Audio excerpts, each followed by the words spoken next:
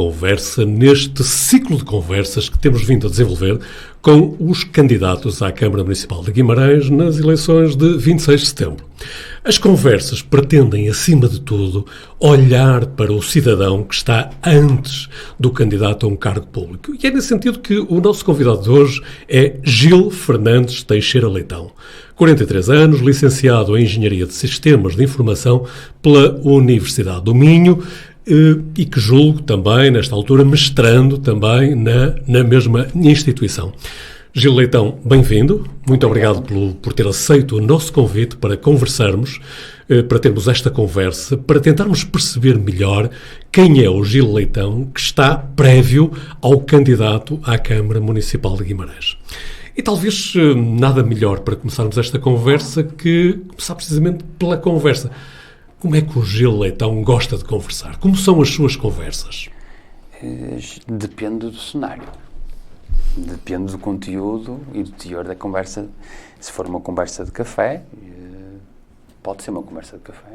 Pode ser uma conversa de futebol, embora geralmente não se deva fazer conversas de futebol, porque cada um tem sempre a sua razão e a razão não é de ninguém.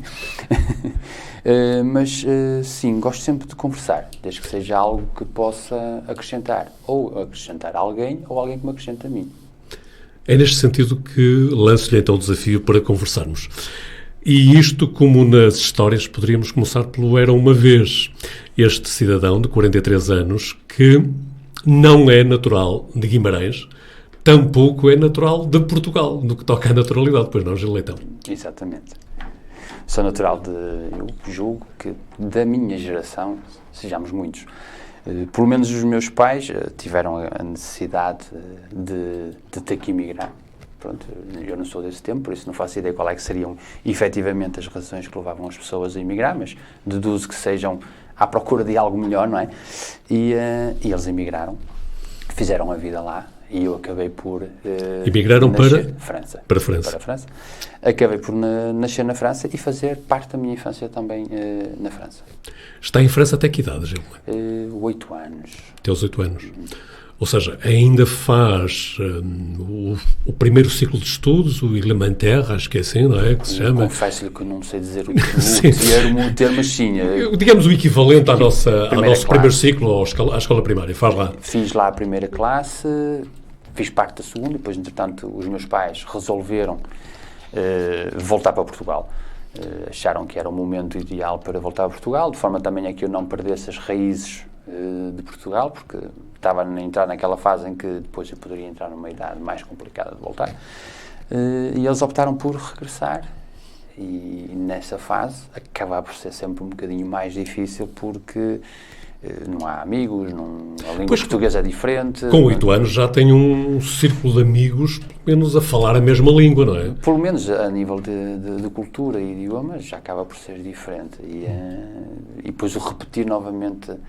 Eu lembro que ter que repetir outra vez a primeira classe, não tenho uma vivência de lembrança diária, não é, dos momentos todos, mas há algumas coisas que se sentiu ali, aquele pequeno atraso, mas sendo criança acho que foi bastante mais fácil.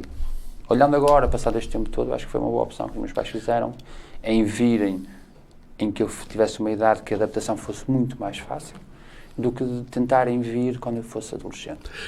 Digamos, o seu crescimento parece ser uma das razões que determina a vinda dos seus pais para Portugal, de regresso, mas não tem mais irmãos, o Gil?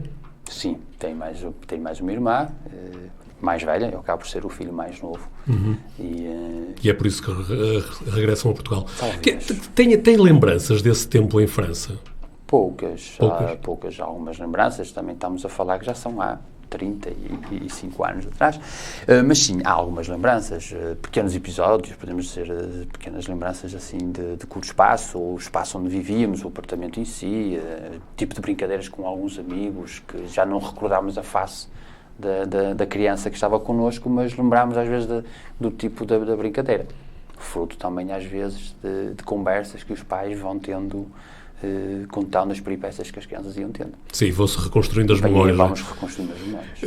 Viviam numa cidade, Clermont-Ferrand, que é uma cidade com muitos portugueses, não é? Sim. Uma grande cidade de imigração. Uma grande cidade de imigração.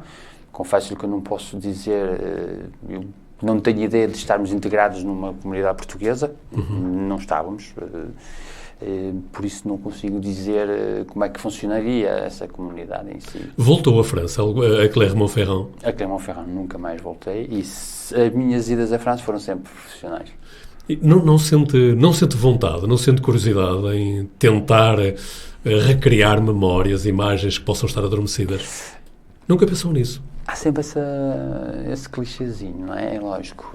Mas como eu assim, eu não vou de vez em quando à França, mas a nível profissional. Acabamos por relembrar um bocadinho a cultura, temos ali um bocado o toque com as pessoas. Claro que não são aquelas pessoas que nos rodeavam na altura, porque sinceramente não tenho contacto de ninguém que me acompanhava essa infância. Mas o povo, a cultura, o cheiro, continua lá. Sente essa atração pela cultura francesa? O francês continua a ser fluente ou perdeu também? O francês acabei por perdê-lo porque não é utilizado. Esporadicamente, durante as locações profissionais, obrigatoriamente ele tem que surgir. E eu costumo dizer... Parece que é o renascer, é? É o relembrar. Costumo dizer que hoje sou capaz de não saber colocar bem uma vírgula, mas amanhã já sou capaz de colocar. Claro. É lógico que ao longo do tempo as coisas vai-se perdendo, mas se lá tivermos bastante tempo, as coisas começam novamente a fluir. Muito bem. Vem para Portugal, como já disse, aos 8 anos, novamente a escola primária, e a integração. Como é que foi essa integração? Foi fácil? Complicada? As crianças às vezes são um bocado cruéis, não brincavam com o seu sotaque? Não, por acaso não brincavam. Não sei se por causa de eu ser mais velho, porque acabei por ser mais velho, porque claro. Eu tive que repetir a primeira classe. As pessoas que estavam na primeira classe acabam por ter menos de 1 a 2 anos do que eu. E nessa idade faz toda a diferença, 2 anos. Acaba sempre por fazer diferença, não é? Mas eu não tenho episódios de uma integração difícil. Não tenho. Não tenho episódios de uma má infância, de colegas que fossem... Agora fala-se muito no bullying, na altura também eu existia, mas não tenho essa memória. Não tenho. Quando regressam, os seus pais regressam a Portugal, regressam já a Guimarães? Sim. Onde é que fez a escola primária? Em Inês Pereira. E depois, segundo ciclo, como é? Guimarães, Vizela? Segundo ciclo em Guimarães na mesma, fiz perto de Inês Pereira, em Santiago de Candoso, no Instituto Sezin, na altura, que era o Instituto Sezin. Sim. E acabei por fazer lá o ensino preparatório. E depois? Depois saltei para Urgeses. Para Gil Vicente. Julgo que na altura tinha sido criada a escola 1 ou 2 anos antes, penso eu, e acabei por fazer lá apenas 1 ano, dando depois o salto para o Liceu Martins Sarmento. Na Espereira, Santiago, Urgeses, Martins Sarmento. E na Martins Sarmento, como é que se sente ao chegar a um ambiente maior, uma escola maior, à cidade, não é? Embora nesse tempo já não havia tanta diferença, mas mesmo assim ainda era outro ambiente. Sim. Como é que se integra? Seria um ambiente diferente, porque estávamos a falar, eu acho, nós com aquela idade, quando temos 16, 15, 14 anos, nós olhamos para quem está no 12º ano, que já tem próximo de 18, 19 anos, um ser mais velho, quase adulto, algo que temos que seguir. Então o liceu acaba por ser um bocadinho tudo muito novo, porque o liceu tinha desde, se não me engano, desde o 7º ano, ou 8º ano, até o 12º ano. E depois ali vários grupos de pessoas, uns grupos mais dominados, os mais estudiosos, os mais betinhos, os filhinhos de papá, como na altura na gira se dizia. O Gil Leitão estava em que grupo? Eu não estava em grupo. Não? Não. Foi uma coisa que... Não alinhava nas tribos, nas diferentes tribos existentes? Não. Foi sempre algo que me categorizou, e eu não me identifico com um grupo específico. Ou seja, eu tanto estou num grupo como a seguir posso estar com outro. Porque cada grupo tem as suas ideias, o que não quer dizer que o outro grupo as ideias sejam erradas. Eu acho que o objetivo era mesmo colher o melhor de cada um deles e aproveitar para nós. Nessa altura está no liceu, na Martins Sarmento, o antigo Liceu de Guimarães, a Escola das Tradições e das Nicolinas. Participa nas Nicolinas ou também está a amar? Não, participava nas Nicolinas, não como organizador, sim, mas como um espectador. Participava e faço questão ainda de participar, pelo menos,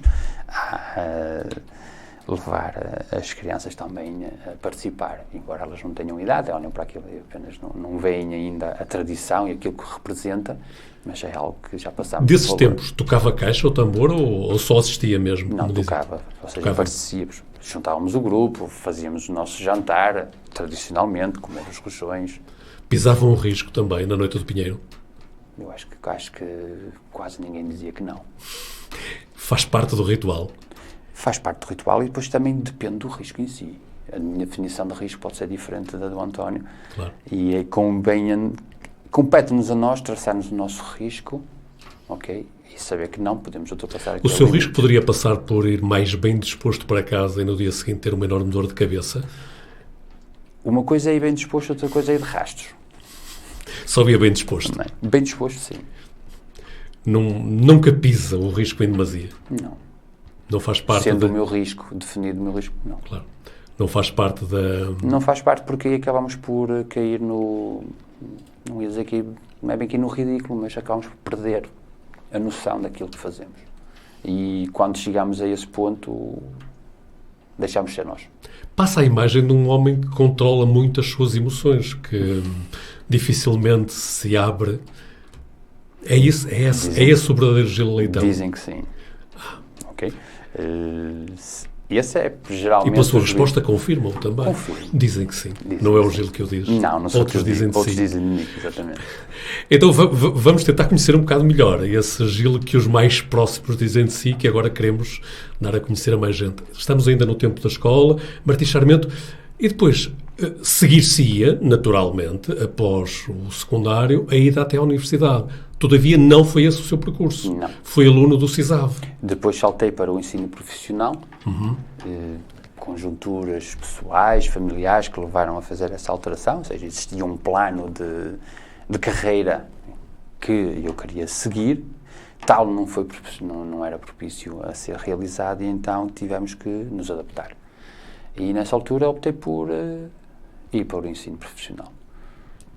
Daí a minha ida depois para a CISAV, mais uma vez, tendo que fazer um ano novamente, que já tinha realizado no liceu, mais uma vez, um aluno, um colega, um amigo de turma, mais velho que os restantes, aqui até com mais peso, porque eu já vinha com 1,5, 2 da primária, claro. E agora com mais um do secundário, acaba por ficar o menino mais velho da turma.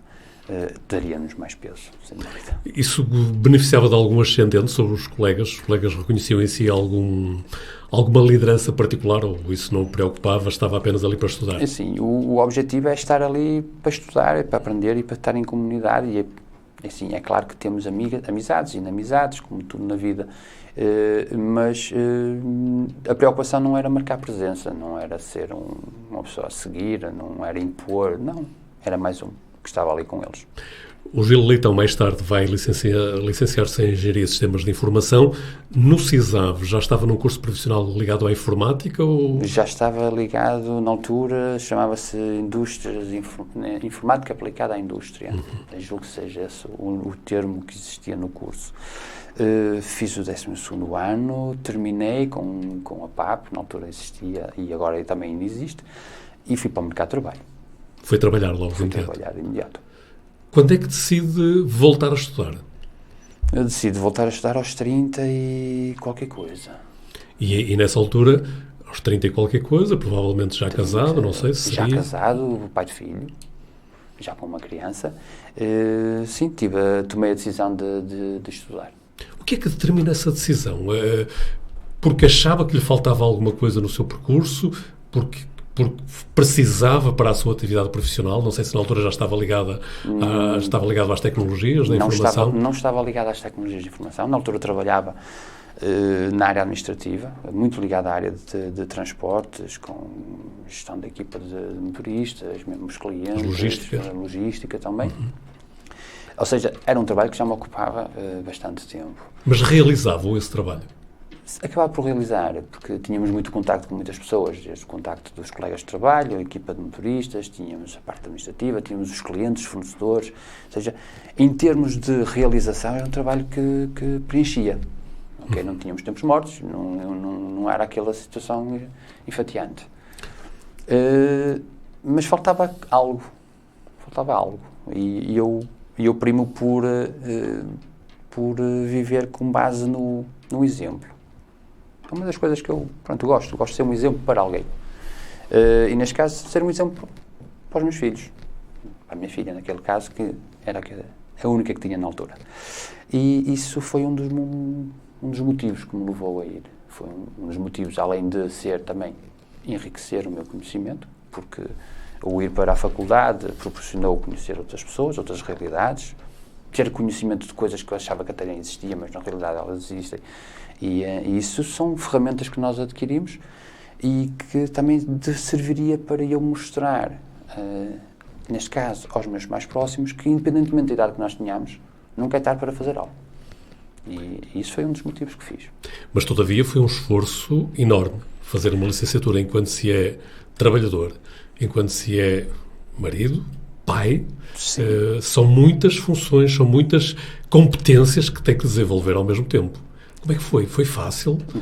Não foi fácil. Se disser que foi fácil, eu estaria a mentir, não é? Tem sempre o seu grau de dificuldade. É lógico que há sempre uma parte que vai perder um bocado. Se estivermos a dizer, eu já estou habituado a ter constantemente uma atividade com os amigos ao final de semana, para beber um copo, para relaxar, para comer uma festa, assim, é lógico que havia situações em que já não poderíamos, porque estávamos ou em semana de trabalhos ou em semana de exames e não podíamos estar a falhar também na profissão para estarmos a comatar o estudo, nem podíamos também estar a descair do estudo, deixar o estudo cair por terra só porque tínhamos outras situações marcadas. E sim, há aqui esse jogo de cintura foi necessário. As noites ficam mais curtas, não é? Bastante mais curtas. Mas já é algo que estava habituado a ter as noites mais curtas, porque eu quando trabalhava também já, além da atividade do dia-a-dia, das 8 horas de trabalho, ou 9 ou 10, também tinha ainda o meu part-timezinho também, numa outra área que dava mais 2 ou 3 horas por dia para trabalhar. Sem querer particularizar, nem nomear quem é, mas como é que a sua entidade patronal de então ouviu essa sua entrada no ensino universitário? Houve colaboração ou, pelo menos, não houve obstrução? Não houve obstrução. E, para mim, não havendo obstrução, já é quase como um incentivo. Ou seja, se não existe uma barreira, já me dá a mim, ou seja, fica apenas a depender de mim a obtenção desse objetivo. Por isso, não tive que lutar contra a entidade patronal na altura que pudesse estar a fazer, neste caso, a universidade, e como também não tive barreiras de entidade patronal quando tinha a parte do part-time. Quem é estudante trabalhador, há uma parte do percurso universitário que perde, ou que pelo menos não a tem. O ambiente da academia, a boémia. Sentiu falta disso?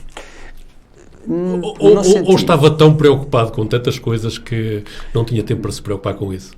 Não senti. E vou-lhe explicar porque é que não senti.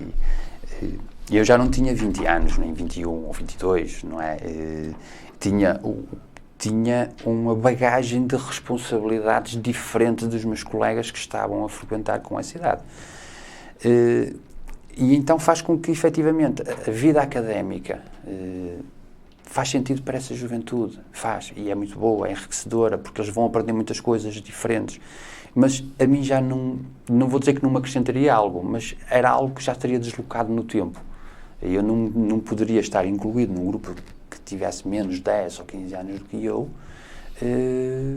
bebendo uns copos, fazendo atividades e tendo uma família, responsabilidades e trabalho em casa ainda por realizar. Então acabou por ser mais simples até. Como é que se relacionou com a permita-me a expressão, a malta mais nova? Bem, eles são muito receptivos. Não nos tratam como, alguns diziam na brincadeira, os cotas, porque eu não era o único que lá estava com essa idade, atenção, como eu, outros colegas que tinham a minha idade e alguns mais velhos que eu também estavam na mesma situação do que eu. Mas éramos vistos como os pontos de referência, aquela âncora, que quando eles necessitassem de alguma coisa que fosse mais ponderada, sondavam-nos. Porque, pela experiência de vida que nós já tínhamos, conseguíamos dar alguma ponderação e uma visão diferente de algumas coisas.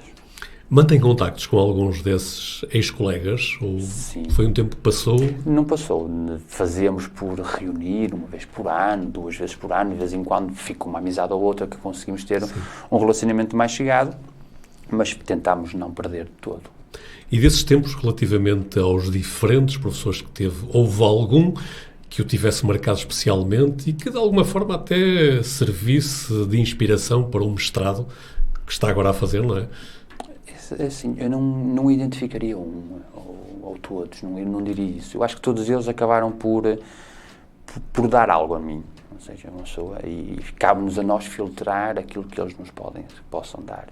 Eu acabo por dizer que embebi um bocadinho de cada um deles. Aspectos positivos, aspectos negativos, os negativos para vermos que efetivamente não vale a pena seguir aquilo, e os positivos que são um exemplo para nós também não copiar na íntegra, mas que nos vão influenciar, vão nos condicionar depois no futuro. É o discurso da racionalidade do Gil Leitão, mais uma vez, a vir ao de cima. O Gil Leitão, que logo no início da nossa conversa dizia, bom, depende do contexto, depende das conversas, procuro ir buscar o melhor de cada uma delas. Aqui também acontece o mesmo? Sim, lá está, acaba por ser uma forma de estar. Sou assim. Sei que atualmente é mestrando também, na Universidade do Minho, na mesma área. Na mesma área, continua na área das tecnologias, da informática. O que é que determinou a sua opção por este mestrado? Algo que o entusiasme particularmente ou, mais uma vez, ver ali ter um objetivo muito claro de lhe servir de complemento àquilo que já fez até agora? Eu diria que aqui foi mais quase um vazio. Ou seja, eu dei por Havia uma parte da sua formação que não estava devidamente preenchida, é isso? Não, de ocupação. Eu diria mesmo de ocupação. Eu terminei a licenciatura e acabei por fazer um corte umbilical no meu percurso profissional e tive que fazer um shift, uma mudança. E ficou ali um vazio. Ou seja, eu passei de uma pessoa que estava habituada a estar com uma ocupação 25 horas por dia? Não é 25, porque elas não existem, não é? Mas com muita ocupação. E depois havia aquela janela, ao final do dia, que não vou dizer que fazer, mas havia ali aquele vazio. E então a opção foi, vou fazer mestrado.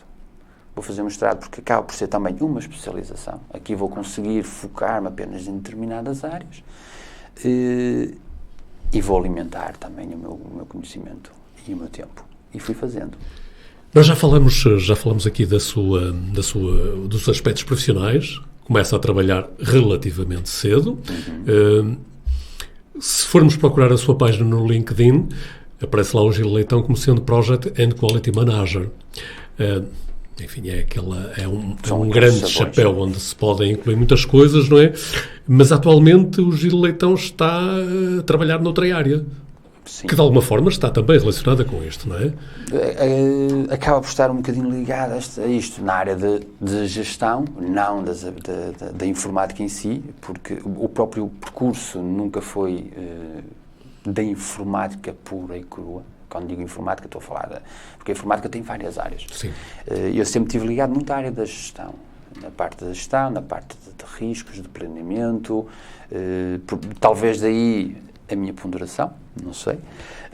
E então eu andei sempre na área da gestão, da consultoria, até que a nível de um desafio, de um convite, e também por o querer ficar um bocadinho mais sediado cá, junto da família, porque a vida de consultor obrigava, como disse inicialmente, ia à França com alguma frequência, ou estávamos no sul do país, ou estávamos em Espanha, e quer queiramos, quer não, isso acaba por retirar o tempo que nós tínhamos, que era a nossa família.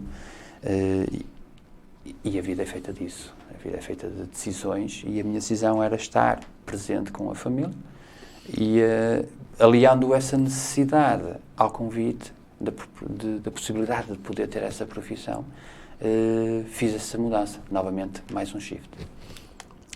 e acabo por ter que me adaptar a novas aprendizagens, porque estamos a falar de uma situação em que não havia conhecimento, não havia experiência nisso, e tem sido uma aprendizagem. Voltaremos a falar sobre os aspectos profissionais, mas eu não posso deixar de notar essa referência forte que faz à tomada de decisões em função da família. Recordo-me, por exemplo, que dizia logo no início que vem para Portugal porque os seus pais acham que era a altura para vir para Portugal, para o seu crescimento, para a sua futura integração no país. Depois diz, eu vou estudar, vou para a universidade, uma das razões que me determina a ida para a universidade é, não sei se foi esta a expressão que usou, mas foi o sentido que lhe tomei, para dar exemplo à minha filha, para lhe mostrar. E agora diz, eu faço uma certa inflexão, uma mudança de rumo na minha profissão por causa da minha família. A família é assim tão importante na vida do Gil Leitão? Eu considero a família como um nós. Okay? E eu, como membro da minha família,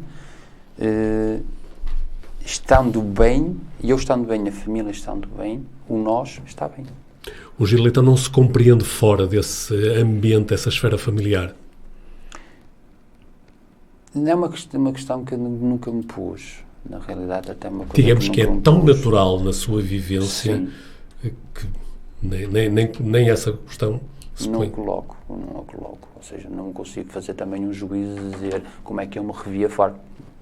Não faço esse exercício.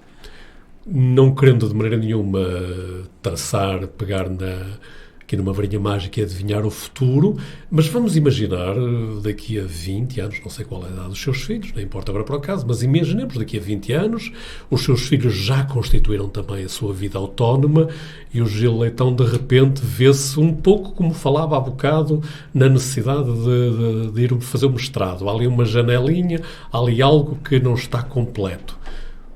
Qual seria o desafio dessa altura?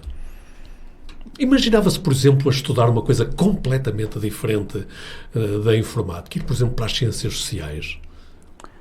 Ou é algo que não o atrai? Eu digo, assim, sobre a pergunta que me fez anteriormente, eu diria-lhe daqui a 20 anos, se cá estivermos, falaríamos sobre isso.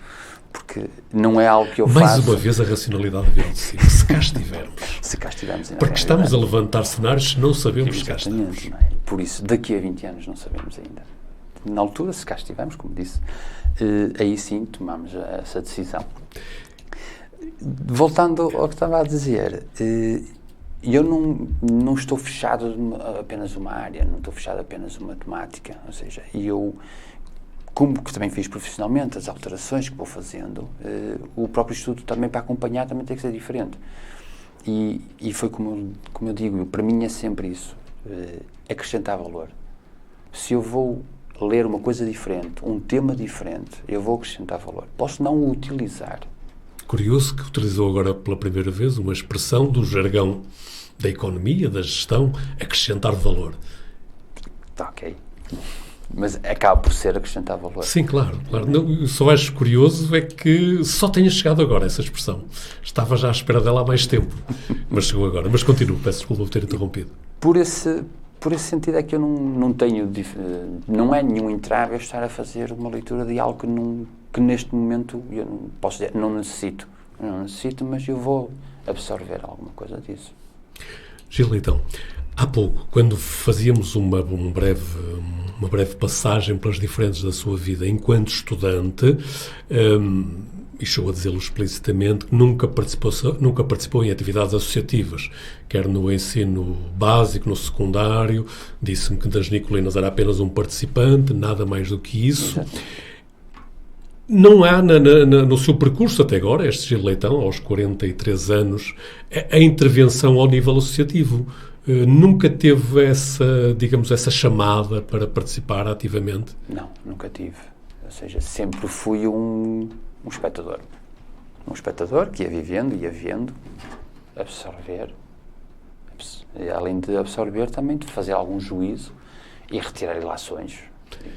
Mas então, quem é este Gil Leitão que depois, mais tarde, e já vamos falar disso, até resolve intervir da forma, digamos, mais ativa que pode haver, concorrendo a um cargo público? É a forma, não querendo estar a dizer novamente, dar o exemplo, porque é aquilo que nos move, mas também é a ânsia de poder fazer alguma coisa. Okay? Uma coisa é estarmos sempre a ver as situações numa postura de observador, outra coisa é podermos intervir.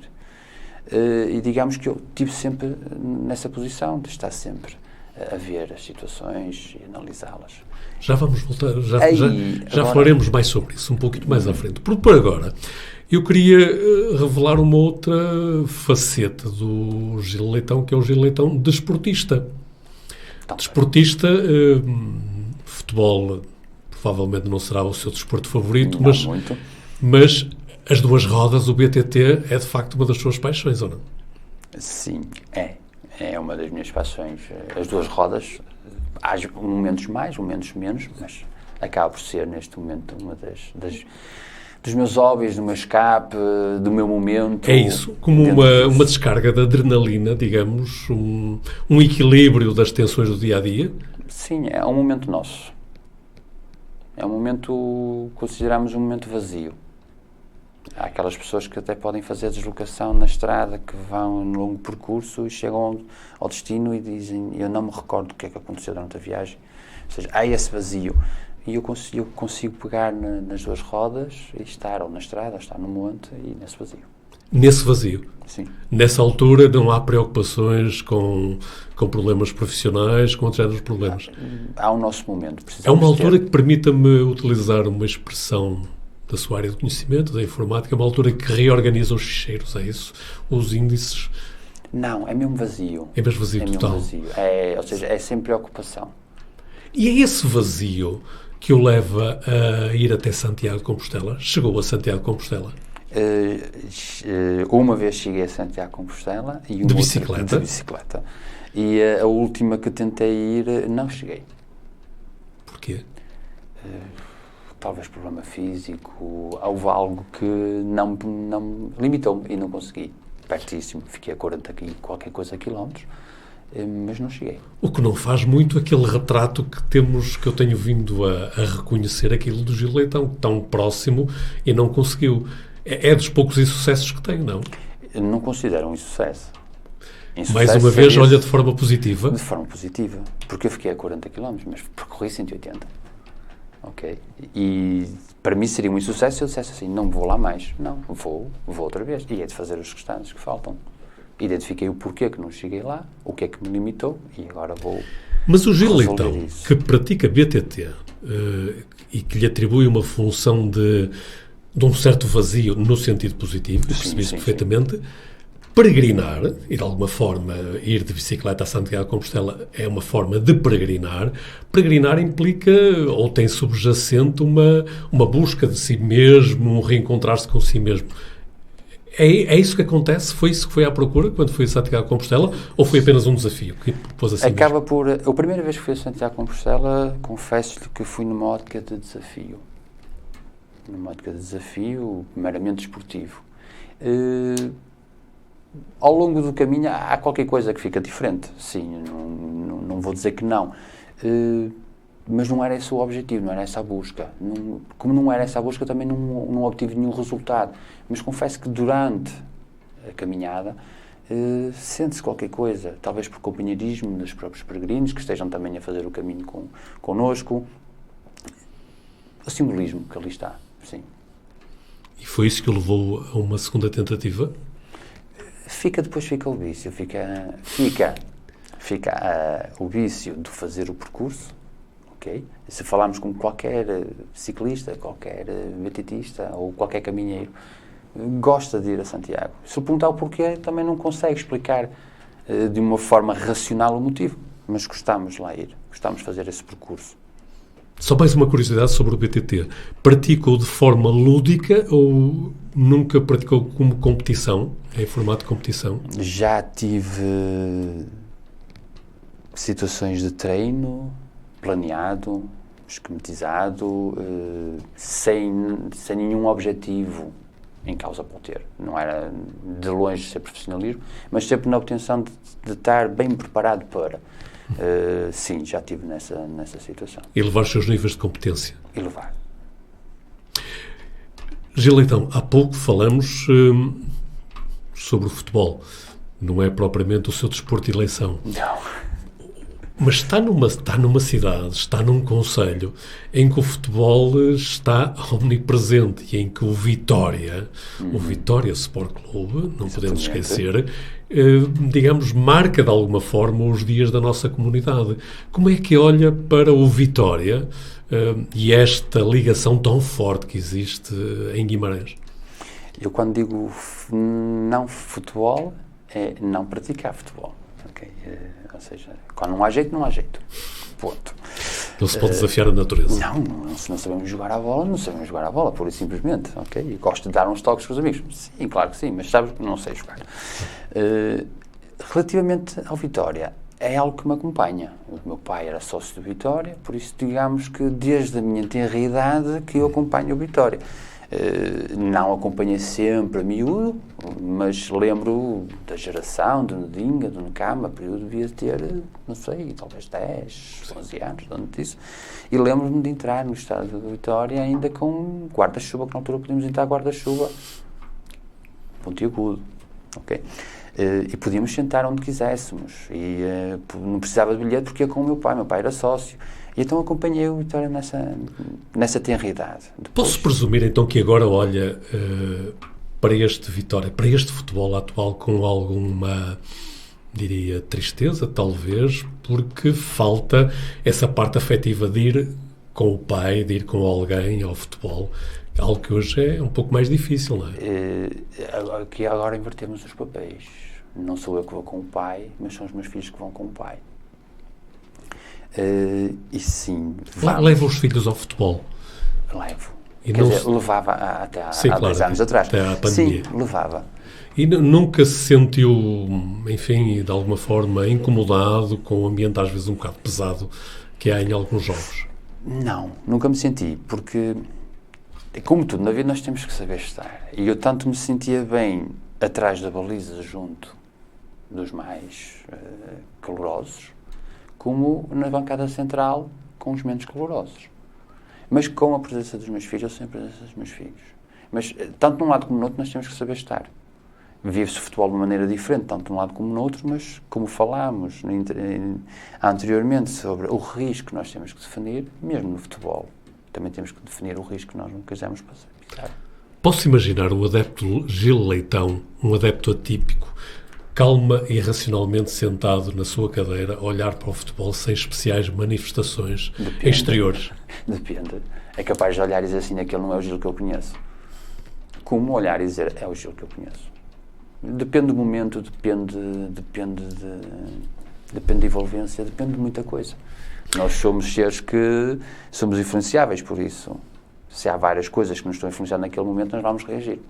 Eu sou eu e as minhas circunstâncias, não é? Retomando o filósofo. Gil Leitão, combinamos no início que esta não era uma entrevista sobre política no sentido partidário do termo e do cargo político, mas eu não posso esquecer que tenho aqui na minha frente um candidato à Câmara Municipal de Guimarães nas eleições de 26 de setembro.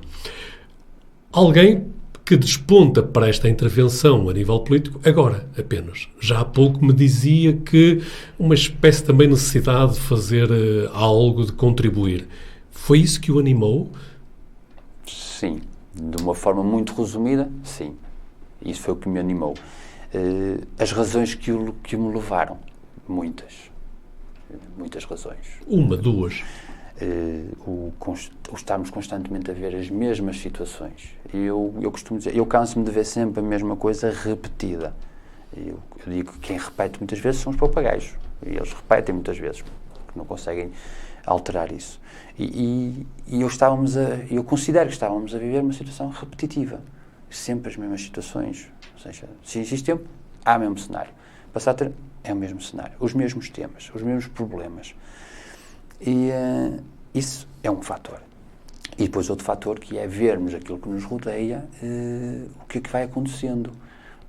Eu estive na universidade, com colegas, que eram filhos, jovens, e que neste momento os pais dizem: o meu filho está a estudar 300 km, está a trabalhar a 300 km daqui, ou até mais, porque aqui não conseguiu, aqui não arranjou. Ou até arranjava, mas não pagavam o suficiente, ou não era bem visto, ou era uma área que ele não queria, que não podia, porque não havia oferta, então teve que saltar. E isso, quer queiramos, quer não, move-nos. Aqui já venho falar outra vez daqueles que me rodeiam, daqueles que eu quero bem. Se me disser assim, daqui a 10 anos quero estar na posição desses pais que estavam e ter que ir levá-los à estação e vê-los a fugir, é claro que eles são capazes de ter que ir, mas eu prefiro que eles vão deliberadamente, conscientes, que poderiam ficar cá, mas que vão à busca de algo diferente, do que serem forçados a ir. Então tenho que fazer alguma coisa para... Não vou resolver tudo, é lógico que não é? Mas pelo menos tento.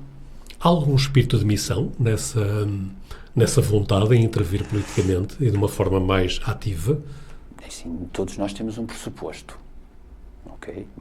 Cada um tem os seus objetivos, a sua missão, acaba cada um deles traçá-los. Para mim, acaba por ser uma missão, fazer algo por alguém.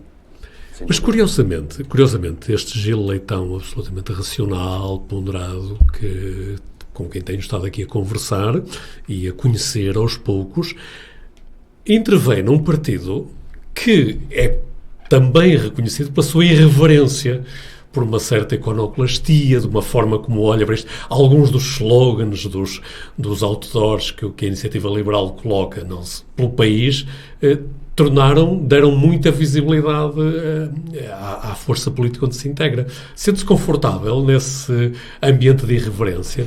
Aliás, o vosso slogan até para Guimarães já comporta alguma irreverência, sim. Disso. É assim, se eu não me sentisse confortável, não estaria lá. Claro.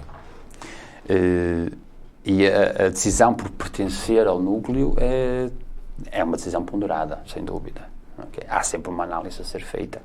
Ao longo do tempo nós vamos vendo várias frações. Nós com uma determinada idade identificamos mais com uma fração, com outra idade vamos para outra fração, e depois vamos colhendo os frutos.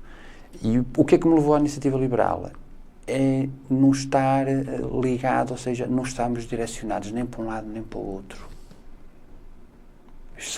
É a questão de ser liberal, é a questão de fazer aquilo que realmente faz sentido, é colher o melhor de cada um dos seus lados. E isso é a minha maneira de estar, é retirar o melhor de cada. E, permita-me a provocação também, acrescentar valor. Que sim, acrescentar valor. Toda a evolução é feita com base no acrescentar valor. E se queiramos, quer não, agora falando um bocadinho em termos políticos, que eu sou muito novo nessas andanças, mas toda a evolução é sempre feita com base em ideais liberais. Sempre que há qualquer evolução que existente, há qualquer coisa de liberal. Aí. Gil, então, teria todo o gosto em continuar esta conversa, mas o tempo, o relógio diz-me que não, que devemos ficar por aqui. Mas antes, não resisto a uma nova provocação, se assim entender. Qual foi a pergunta que eu lhe devia ter feito e que não fiz? Teríamos muitas. Como disse, o tempo passou rápido e ficámos com o sentimento que poderíamos estar a conversar por longo período. Por isso, digamos que, de acordo com o desenlace da conversa, poderiam surgir outras questões. Não houve nenhuma pergunta que estivesse à espera que lhe pudesse ser feita e que não foi? Não. Vinha sem preocupação, por uma conversa, sem nenhum receio, sou aquilo que sou, por isso não havia nenhum problema. Gil Fernandes Teixeira Leitão, 43 anos, licenciado em Engenharia de Sistemas de Informação pela Universidade do Minho, é candidato pela Iniciativa Liberal à presidência da Câmara Municipal de Guimarães nas eleições de 26 de setembro. Foi um gosto tê-lo aqui connosco. Muito obrigado. Conversas regressa um destes dias, com outro protagonista ou outra protagonista e novas conversas. Por agora, o convite sempre para nos continuar a seguir nas plataformas eletrónicas do Jornal de Guimarães.